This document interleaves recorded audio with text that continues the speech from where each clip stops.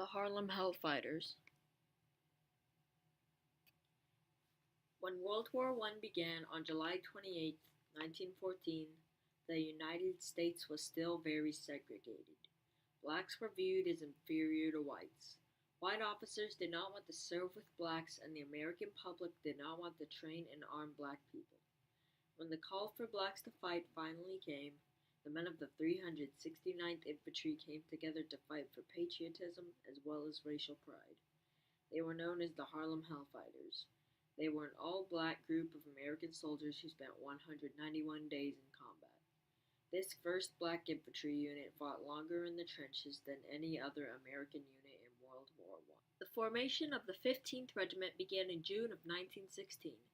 Segregated but equal continued to exist even in the military.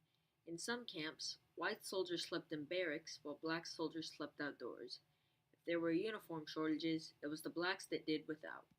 Colonel Hayward and his officers tried hard to train and properly equip the men of the 15th, often using private funds and facilities.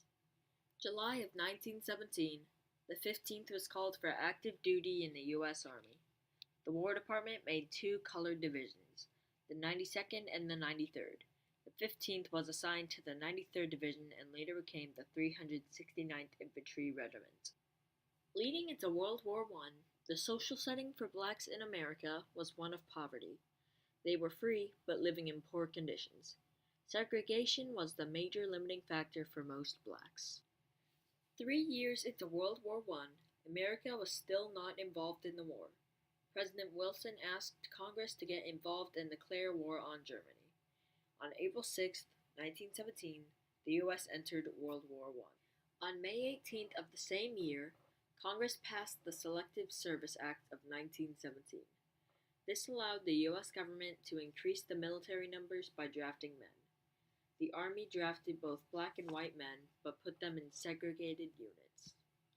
By the time the United States joined the war, the Allied forces were desperate for help.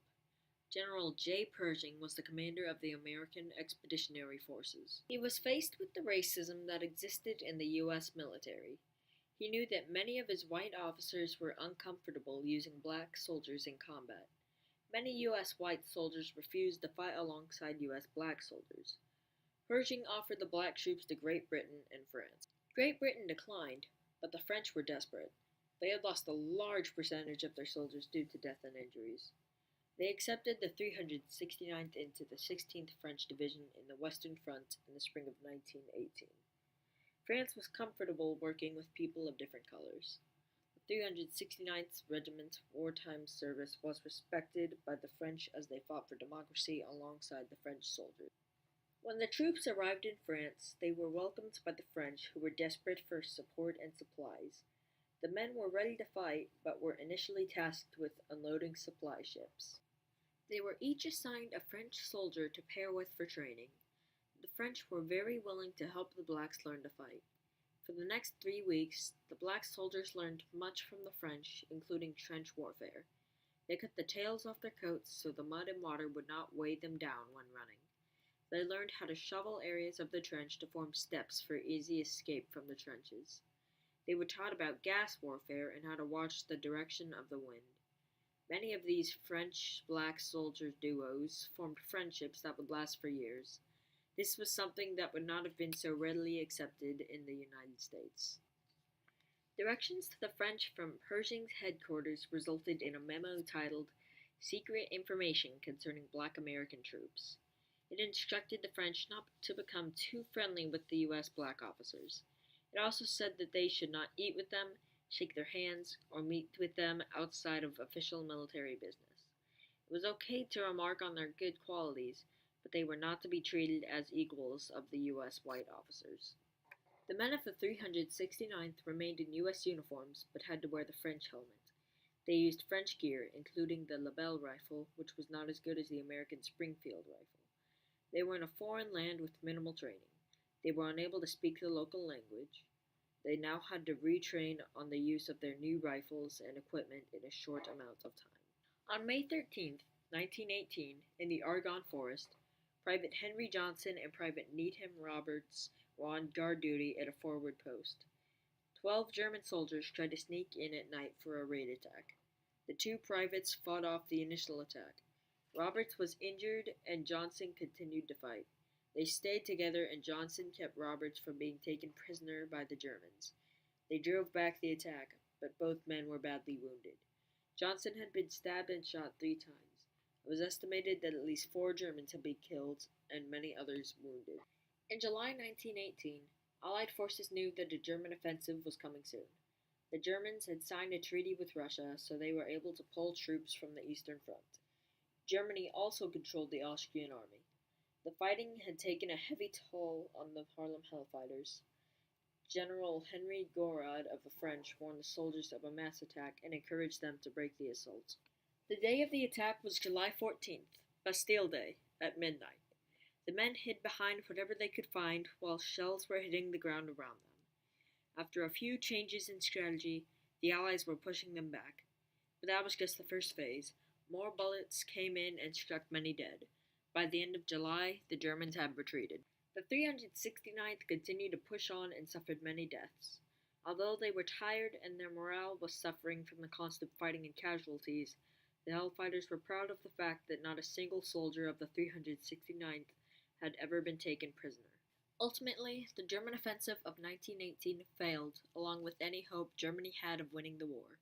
Germany continued to fight, hoping to strengthen their position in peace talks, knowing that they would be blamed as the ones who started the war.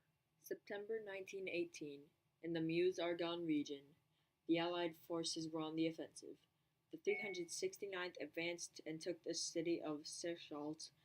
The fighting was very intense, but by September 30th, they had secured the town. The battalion was now at less than two-thirds strength and the fighting was not over. The Germans had retreated into the Argonne forest west of the city. The 369th continued its bloody advance while slowly driving the enemy back. The fighting continued through October.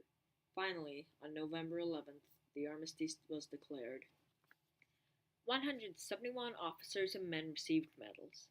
The unit received a Croix de Guerre for taking over Sechelt. This is the highest award given by the French army for heroism and valor in battle. World War I ended without any clear victory. Peace was achieved, and there was a brief hope that nations would respect and honor each other sovereignly. Germany was reduced both physically and economically. When Colonel Hayward's men, the Harlem Hellfighters, had left New York City for the war, they weren't allowed to be in the Rainbow Division farewell parade. The reason Hayward was given: black isn't the color in the rainbow. This upset Hayward. He pulled every political string he could to assure his men would be included in a victory parade when they returned in February 1919. When the Harlem Hellfighters returned from the war, they had not lost a man as a prisoner, nor had they lost an inch of ground. They had been an integral part of the Allied war effort. They fought hard, bled, and died for democracy.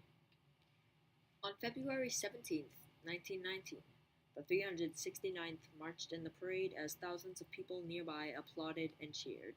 On February 18, 2003, Herman Johnson accepted the Distinguished Service Cross on behalf of his father, Henry Johnson. It took more than 80 years to acknowledge him with this honor.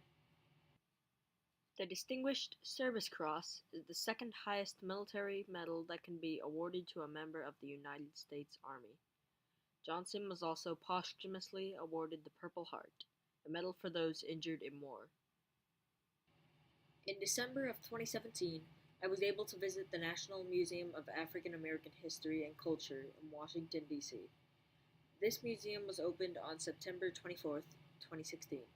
This museum has a place for the Harlem Hellfighters on the 3rd floor. It honors the fighters and has made sure that they have a place in U.S. history. I was able to view an actual Croix de Guerre medal that had been presented to a Harlem Hellfighter. Families of the Harlem Hellfighters continued to fight for the recognition of their brave relatives who fought so courageously in World War I. The Harlem Hellfighters were among the most highly decorated soldiers to return from World War I. They had served with courage and pride. They had overcome everything that was thrown at them in the war, but they were unable to change the attitudes of racists back home in the U.S. They are heroes to the black community and should be heroes to all Americans.